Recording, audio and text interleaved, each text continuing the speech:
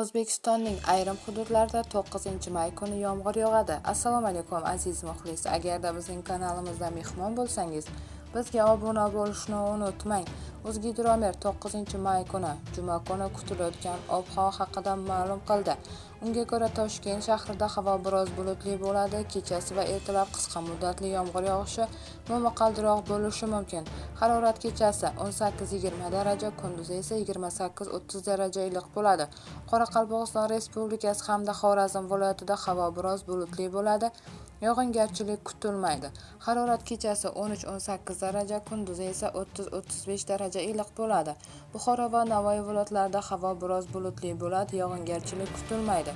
Harorat kechasi 15-20 daraja, kunduzi esa 30-35 daraja iliq bo'ladi. Toshkent, Sirdaryo, Jizzax va Samarqand viloyatlarida havo biroz bulutli bo'ladi.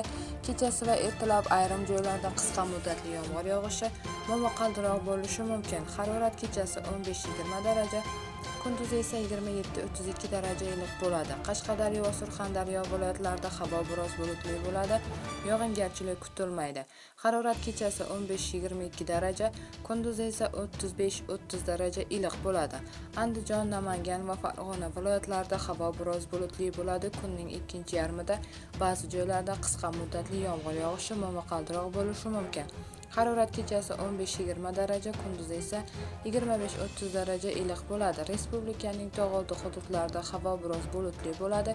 Qisqa muddatli yomg'ir yog'ishi momaqaldiroq bo'lishi mumkin. Harorat kechasi 10-15 daraja, kunduzi esa 17-22 daraja iliq bo'ladi. O'zgidrometning avvalgi prognozida 8-maydan haroratning biroz pasayishi boshlanishi, 9-mayda markaziy va sharqiy viloyatlarda qisqa muddatli yomg'ir yog'ishi mumkinligi ma'lum qilindi. 8-dan 11-may kunlari respublikaning tog'oldi va tog'li hududlarida sel suv toshqin hodisalari yuzaga kelishi mumkin deyiladi xabarda.